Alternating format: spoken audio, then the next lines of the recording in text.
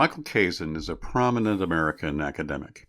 He is now teaching at Georgetown University and has specialized in our American social and political movements for decades.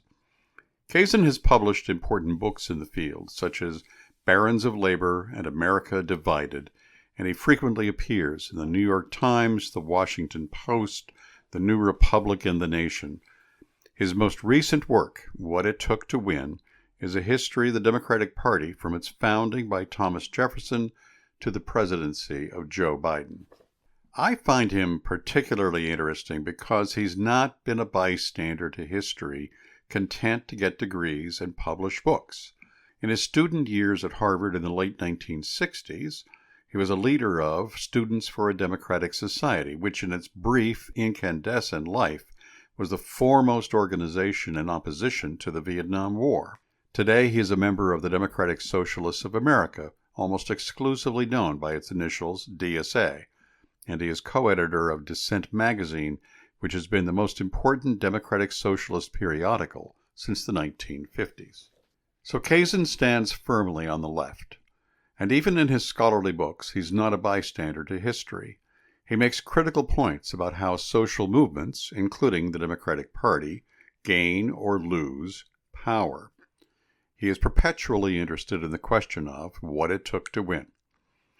Asking that question today means that we must confront the transformation of the Democratic Party in the last couple decades. In 1999, college graduates were only 23% of Democrats. By 2021, college graduates had grown to 48% of Democrats, and today are still growing. Michael Kazin calls them cosmopolitans in search of a new majority. Let's turn now to the second part of my interview with Michael Kazin.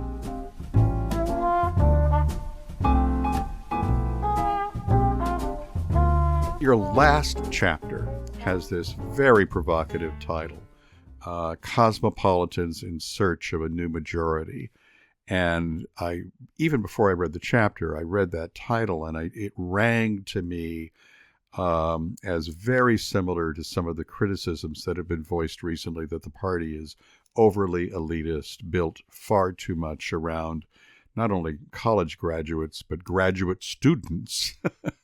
It's just, it's off in academic land too much and has lost touch with a group you consider the heart and soul of the party, I would say, ordinary American working folks. So the title sounded like one that could have been written by Rui Teixeira or John Judas. Do you see the relationship between your thinking and where those folks are headed in a discussion of the party? Yeah, in part, actually, I reviewed their book for the website where we started, called The Liberal Patriot. Sorry for those who hear those barks in the background. That's not a wolf. That's my dog, who's been kept in the basement during this interview. My dog is asleep at my feet. My dog hardly ever sleeps. Anyway, the argument that Democrats have lost a lot of working class votes is obviously true. That's a weakness is obviously true.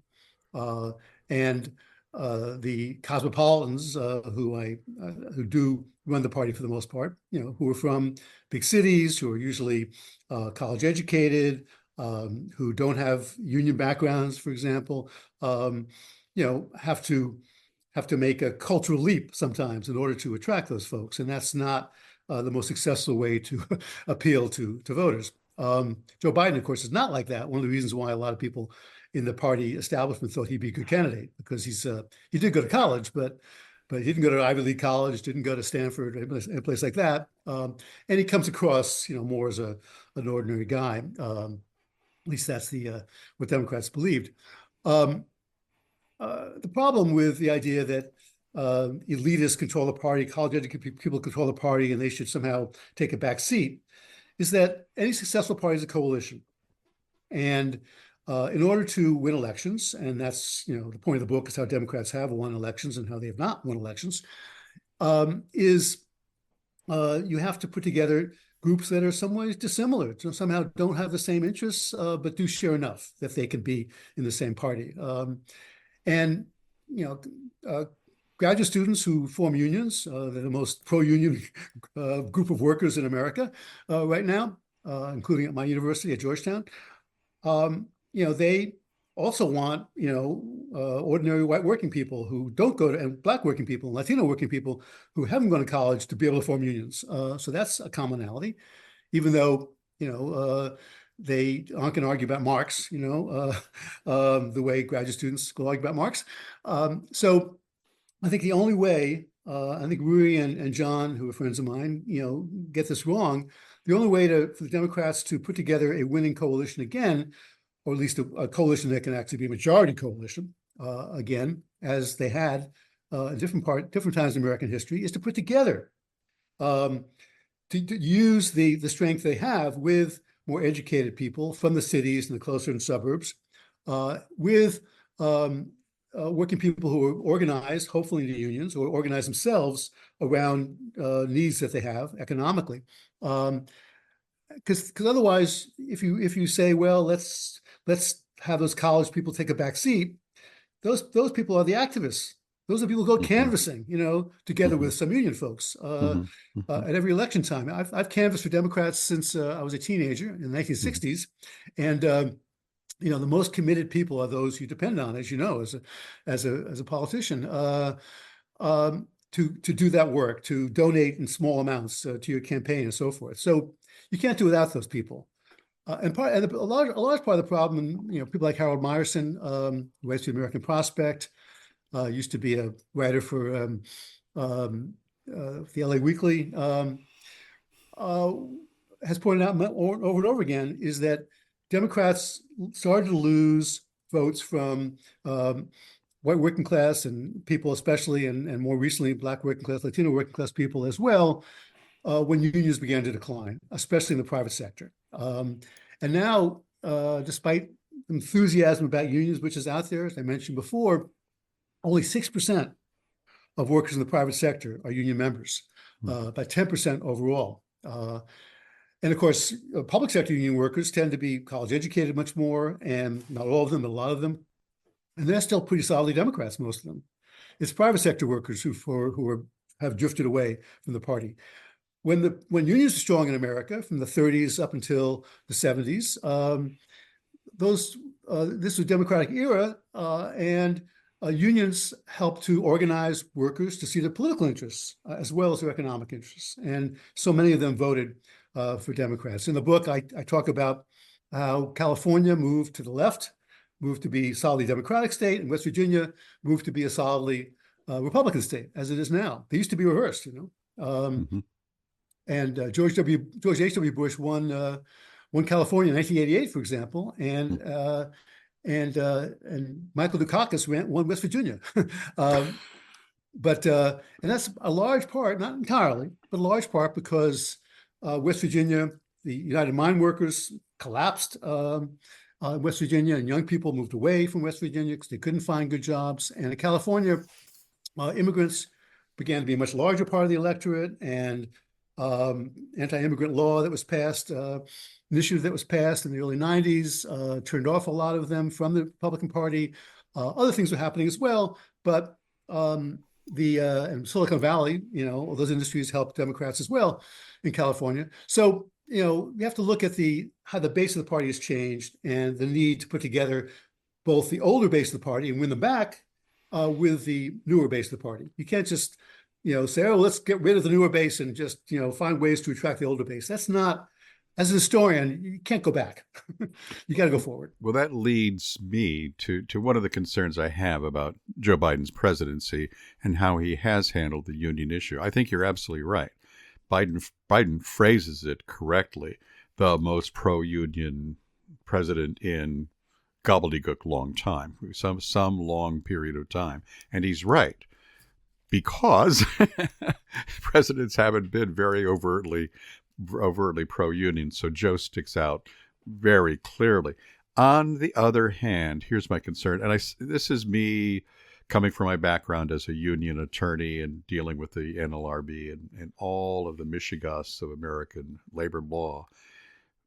the Biden initiatives have been overwhelmingly behind the scenes initiatives, appointments to the National Labor Relations Board, which then forward changes to how the board rules on specific organizing issues. And if you're a union lawyer like me, if you're a union leader like many, you understand those concepts and they resonate with you and you know how important they are. But if you're an ordinary American, you don't even know it's happening. So here's me being really blunt on it. Biden working behind the scenes can be effective in changing the law, but it's a lousy way to organize. It doesn't get the word out. It doesn't challenge anyone. It doesn't create an aspirational goal. And I'm very concerned about that because without a revived union movement, I agree with you, it's hard to imagine the Democratic Party having a reason to be a workers' party. And without a reason to be a workers' party, we go down the pathway that Rui and John Judas see that and concerns them, and that is we are a party of graduate students. I've talked enough. I think you got the gist of what I'm saying. What is your take on that observation? Well, I mean, you have that background. I don't. I'm just a person who studies labor to some degree, never practiced as an attorney or as an organizer. But I do think that, look, first of all, Biden has done some symbolic things. He very clearly supported the UAW strike. He walked on a picket line for a short period of time. Those are important symbols too. Those are really important symbols. Franklin Roosevelt never did. Yeah. He had union organizers from Starbucks organizing and the successful head of the union at the Amazon plant in Staten Island, Amazon warehouse, Staten Island, into the Oval Office at one point. And he's made various statements as well. But you're right, statements themselves are not a big deal.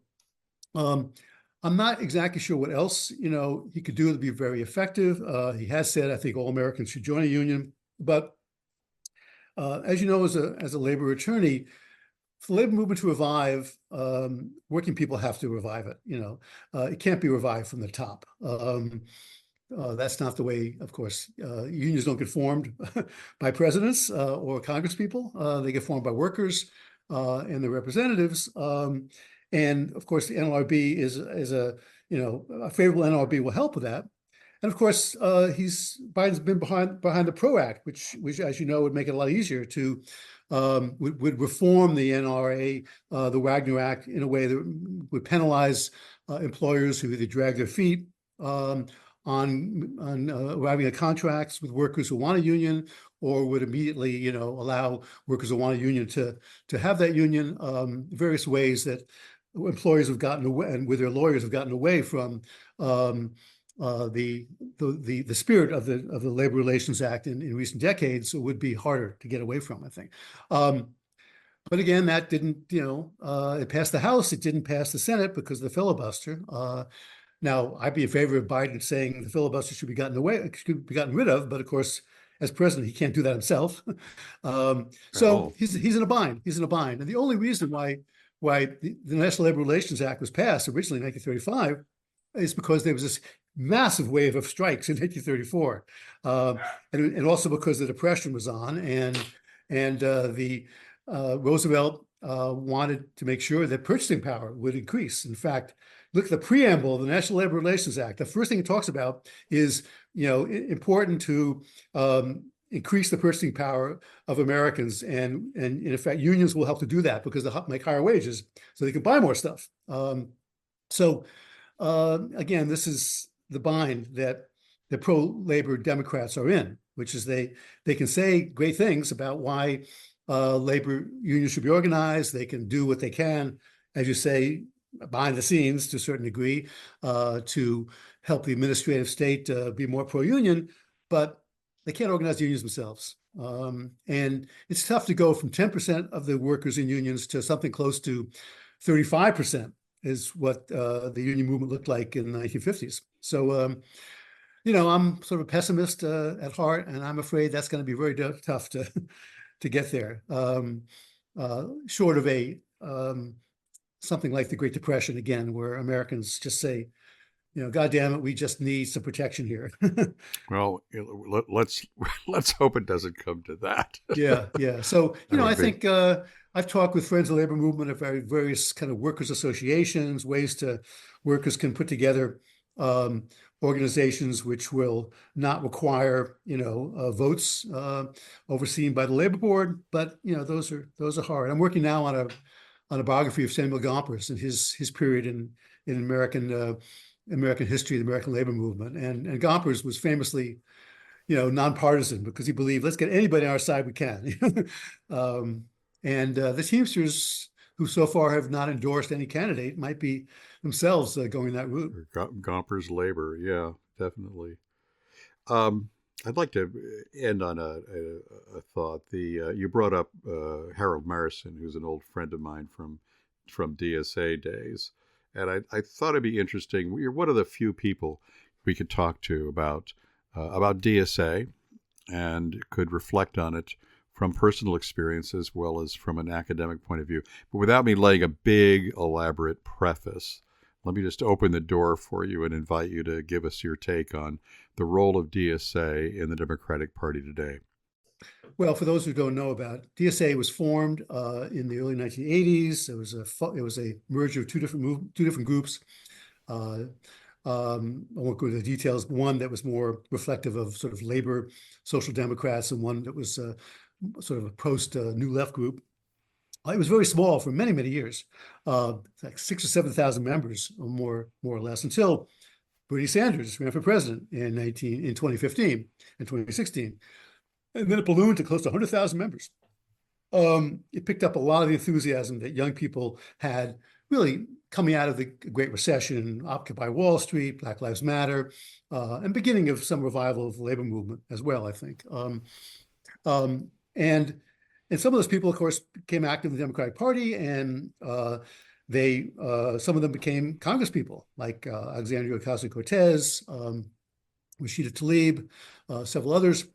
And DSA, I think, has been pretty successful and very practical-minded, getting behind people for local office, for example, sometimes getting behind people for Congress as well, getting help to get them elected, though they're not the only people to get them elected. The problem, of course, comes when DSA, as this is true of the history of the left more generally, which I've written about in other books, when the left says, you have to agree with us or we're not going to support you on everything. Agree with us on everything, or we're not going to support you. And this has become a real flashpoint with the Israel-Hamas war in Gaza, because at first DSA took a position, basically didn't say much about, if anything, about the October 7th attacks, and act as if what Hamas did was not exactly justified, but at least understandable. And now, of course, DSA, a lot of people at DSA are very much behind the pro-Palestinian movement for, I think, understandable reasons, because what Israel's done in Gaza, I think, is awful and not working anyway to do away with Hamas. That's a different question. But DSA is trying, I think, to be sort of a left ginger group, a left pressure group within the party as much as possible to get left Democrats, progressive Democrats, especially in the progressive caucus, to side with its positions and to try to run in primaries where they can win against more moderate or conservative Democrats, if they still exist, but more moderate Democrats. But these days, that more moderate is often described as being pro-Israel or not pro-Israel, rather than being in favor of various domestic programs that most people in the Democratic Party favor, whether they're socialists or not. So, to sum it up, I think DSA has had a positive influence in the party up until the last, a few months or so, because it really was hunkered down on trying to push the party to the left on domestic issues. But with this war, and to a certain degree, it was true with a lot of people DSA also opposed US aid to Ukraine.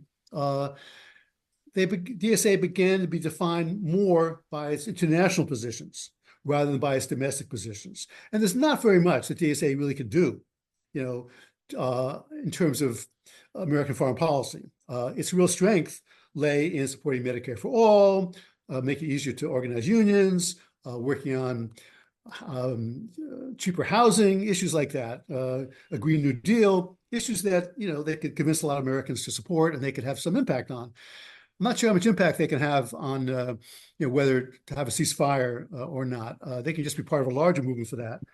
And on Ukraine, I think they're just wrong myself, but that's a different question. So, and DSA, unfortunately, has lost membership since they started to focus more on these international issues. They had almost 100,000 members a couple of years ago. Now I hear it's down to about 80,000 members, and they have less money than they did. And so sadly, they might be going the way of Students for Democratic Society, a group I was part of in the late 1960s.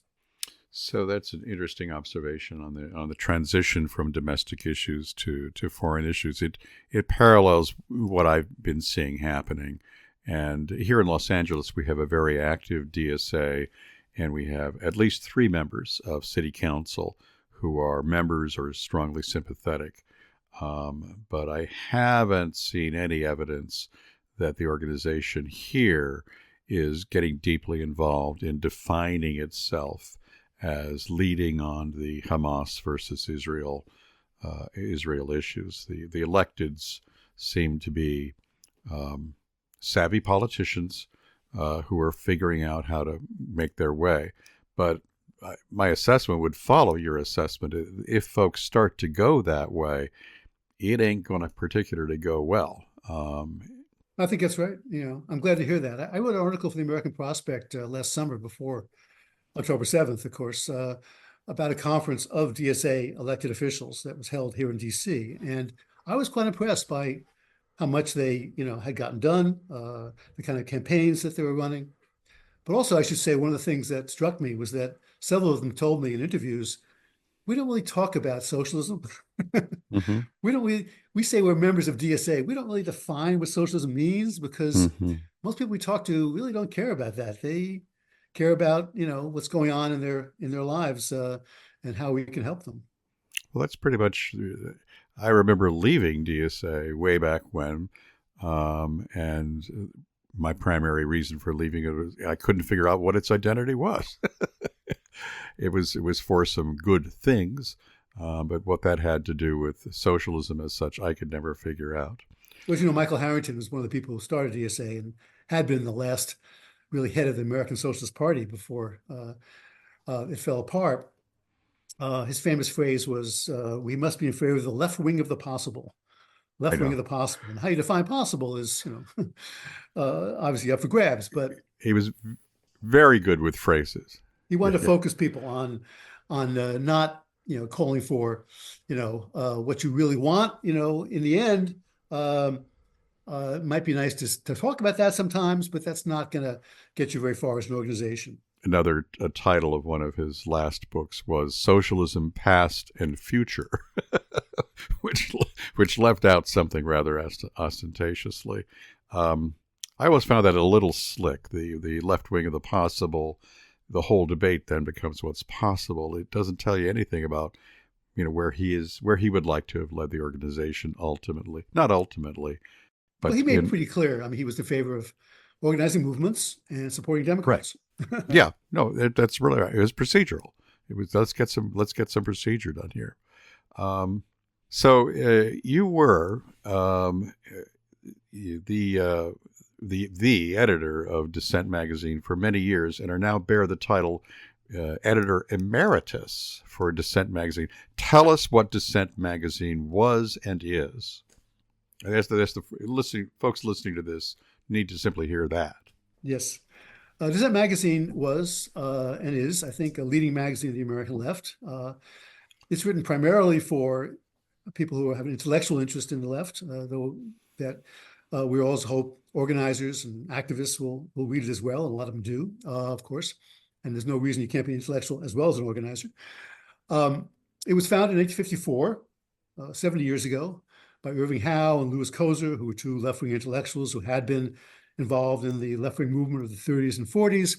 It was founded to dissent from both the politics of America at the time, which was pretty conservative, so Eisenhower conservatism, not John Birch Society, Ronald Reagan, Donald Trump conservatism, but and from the dominant strain on the American left at the time, which was the Communist Party, Stalinism, as the term used to be. And it's remained a democratic socialist, or I would say more social democratic journal for these 70 years. It's gone through many different changes, but the real mission, if you call it that, of Dissent has always been to try to conjure up, reflect, understand a left which can speak to the American people, a majority of the American people, as well as push forward on rather utopian ideas, about a much more egalitarian, much more democratic society, and not just in the United States, but around the world. One of the things I'm most proud of about Dissent, which was true before I became really involved with it, was they were one of the few groups in America that defended and said a lot about liberal, progressive opponents of communism in Eastern Europe, and also in Cuba, and also in some parts of Asia, China, for example, at a time of the Cold War when, of course, it was us versus them. Dissent focused on people like Václav Havel and others who were very friendly to left-wing democratic ideas, but obviously very anti-communist for good reasons, I think. And the left has always defined itself as democratic with a small d left, to differentiate itself from authoritarian leftists and anybody who sympathizes with authoritarian leftists, whether it be Fidel Castro or Maduro in Venezuela or others. So I think that's one of the things that Dissent's done well, and that's why I was proud to be a editor and co-editor of it with other people for a dozen years. And that's why I read it religiously. It was a forum. The one thing you left out there that I would inject is it was a place in which there was dissent within dissent. It was arguments within the dissent circle about where we should go and how we should do it, and all of it conducted on a really high, elegant.